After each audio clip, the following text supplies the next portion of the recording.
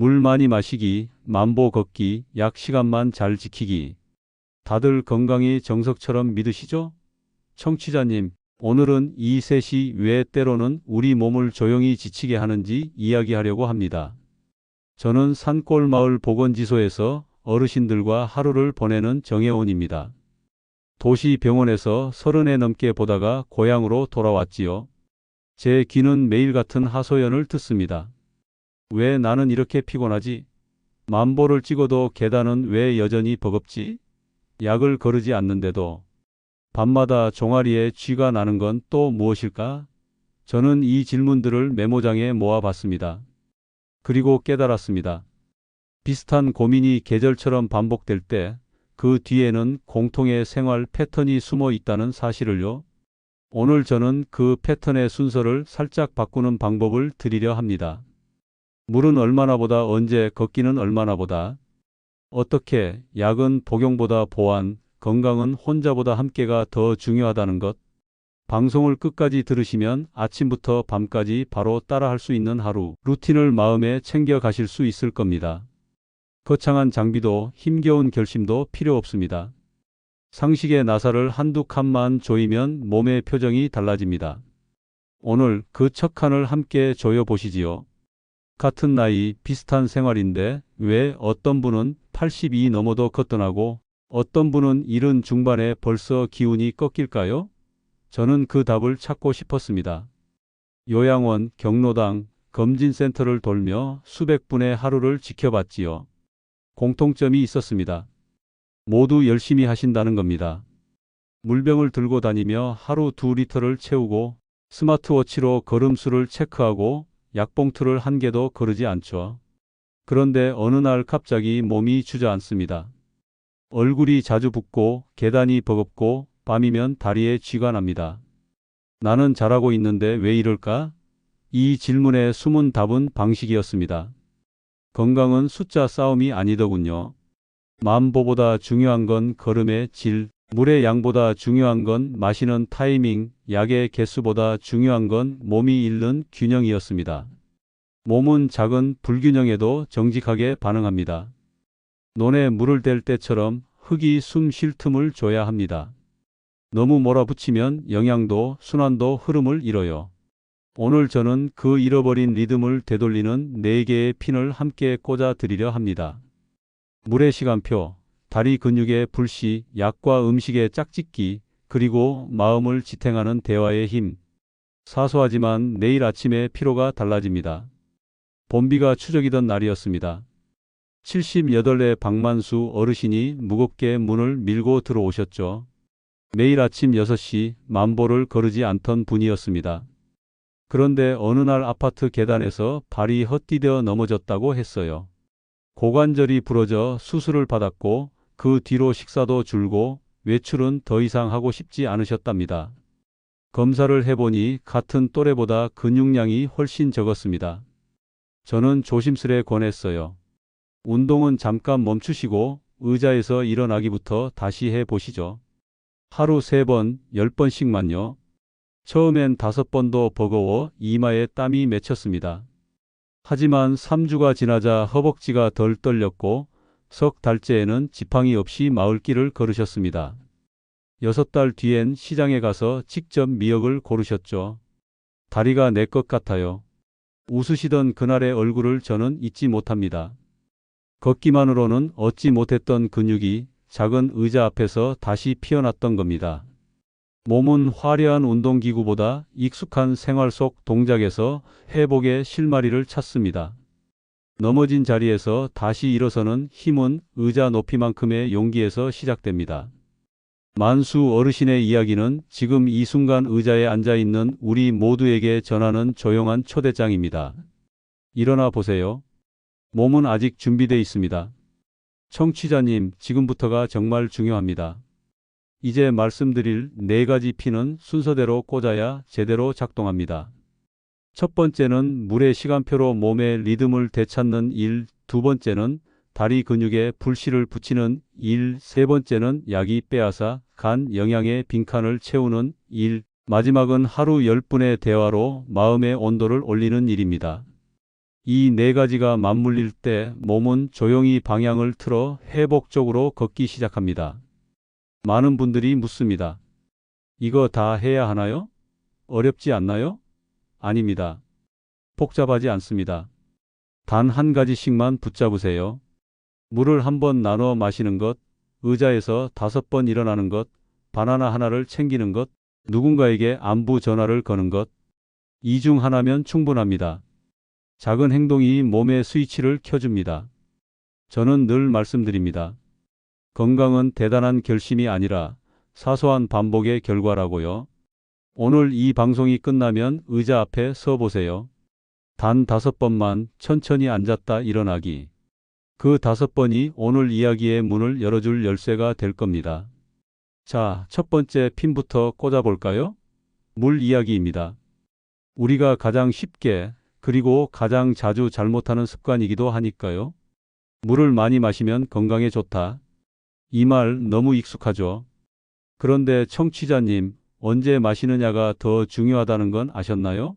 마을 어르신들을 보면 낮엔 일하느라 바쁘고 저녁에 몰아서 물을 들이키는 분들이 많습니다. 식사 후 2~3잔, 잠들기 전 1~2잔. 그렇게 한꺼번에 마시면 밤새 심장이 쉴 틈이 없습니다. 피가 몰리고 다리가 무거워지며 아침 얼굴이 붓는 이유가 바로 그겁니다. 저는 그래서 4번 시간표를 권합니다. 아침에 일어나자마자 미지근한 물 반 컵, 점심 30분 전 반 컵, 외출하고 돌아온 후 반 컵, 잠들기 1시간 전 반 컵. 양은 그대로인데 시간만 바꿔도 몸이 달라집니다. 어떤 분은 사흘 만에 아침 얼굴이 덜 붓는다고 하셨고 또 다른 분은 두통이 사라졌다고 했습니다. 물을 마시는 행위는 단순히 갈증을 푸는 게 아닙니다. 몸의 시계를 조율하는 리듬이에요. 하루 4번 따뜻한 반 컵이면 충분합니다. 중요한 건 꾸준히 같은 시간에 반복하는 겁니다. 찬물 대신 미지근한 물을 권하는 이유도 있습니다. 차가운 물은 위장을 긴장시키지만 따뜻한 물은 순환을 돕거든요.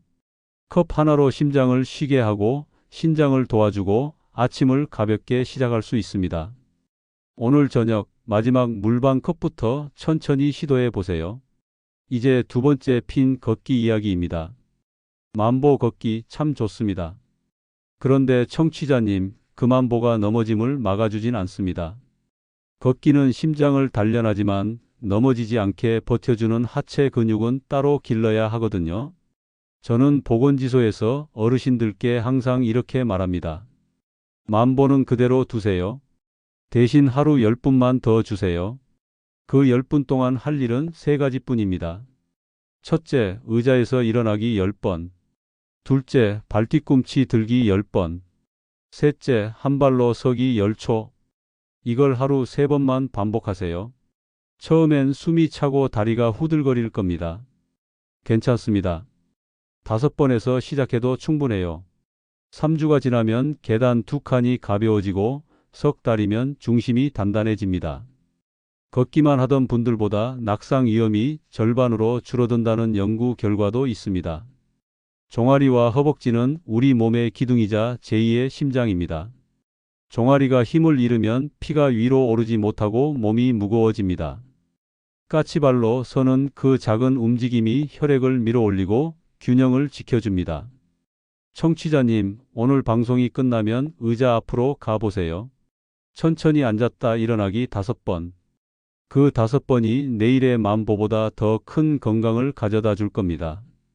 걸음의 길이가 아니라 버티는 힘이 우리를 지켜줍니다. 세 번째 P는 약 이야기입니다. 약은 분명 우리 몸을 돕습니다. 하지만 청취자님, 약이 병을 고치는 동시에 몸속 영양소를 조금씩 빼앗아 간다는 사실 알고 계셨나요? 고혈압약을 오래 드시는 분은 마그네슘이, 당 조절약을 드시는 분은 비타민 B가, 콜레스테롤 약을 드시는 분은 코엔자임 Q12이 줄어드는 경우가 많습니다. 약이 나쁘다는 뜻이 아닙니다. 다만 약이 일을 하는 동안 몸속 창고에 빈자리가 생기는 거죠. 저는 그래서 3가지 음식 루틴을 권합니다. 아침에는 바나나 1개, 점심에는 등, 푸른 생선 1토막, 오후엔 견과 1줌. 이 세 가지면 약이 빼앗은 영양소를 자연스럽게 메울 수 있습니다. 마그네슘은 근육을 풀어주고 비타민 B는 피로를 덜며 코엔자임 Q10은 세포의 에너지를 깨웁니다. 비싼 영양제보다 시장에서 사온 이 세 가지면 충분합니다. 저희 마을의 정순자 할머니도 처음엔 나는 약을 잘 챙겨 먹는데 왜 이렇게 피곤할까? 하셨죠. 바나나와 생선, 견과를 꾸준히 챙긴 지 한 달 만에 밤에 다리에 쥐가 사라졌다고 하셨어요. 약은 그대로인데 음식이 몸을 도왔던 겁니다. 청취자님, 오늘 저녁장 보러 가신다면 바구니에 이 세 가지를 꼭 넣어두세요. 약이 몸을 치료한다면 음식은 그 치료를 완성시켜 줍니다. 이제 마지막 핀 외로움입니다. 청취자님, 외로움은 눈에 보이지 않지만 가장 무거운 병입니다. 말수가 줄면 먼저 약해지는 건 마음이 아니라 몸이에요. 혈압이 오르고 수면이 흐트러지고 입맛이 사라집니다. 저는 이걸 수없이 봐왔습니다. 그래서 어르신들께 꼭 부탁드려요.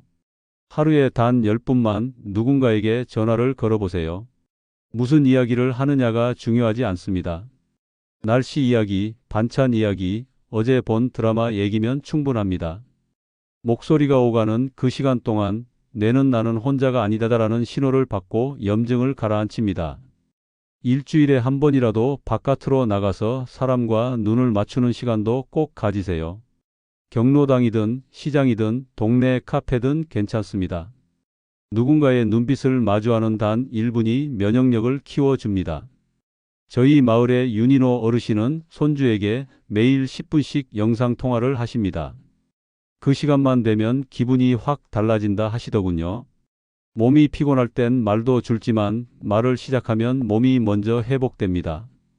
청취자님, 오늘 밤 누군가에게 안부 한 통 전해보세요. 그 짧은 통화가 혈압을 낮추고 마음의 체온을 올려줍니다. 외로움을 방치하지 마세요. 목소리 한 줄이 10년의 건강을 바꿉니다. 이제 모든 핀을 연결해 볼까요? 청취자님, 아침에는 눈을 뜨자마자 따뜻한 물 한 컵으로 하루의 시동을 거세요. 화장실을 다녀온 뒤 의자 앞에 서서 천천히 10번 앉았다 일어나기.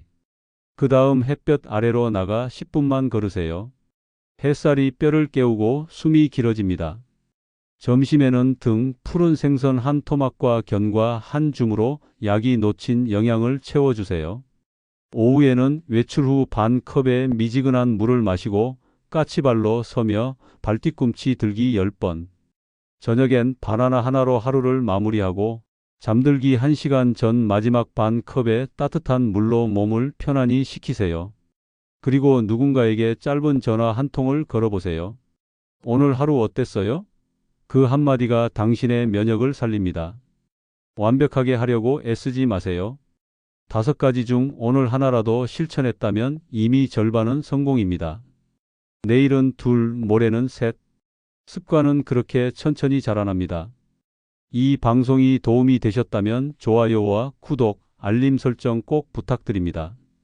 당신의 한 번의 클릭이 이산골 라디오에도 큰 힘이 됩니다. 오늘의 첫 물반 컵과 의자 5번 잊지 마세요. 그 작은 움직임이 당신의 100세의 건강을 시작하게 될 겁니다.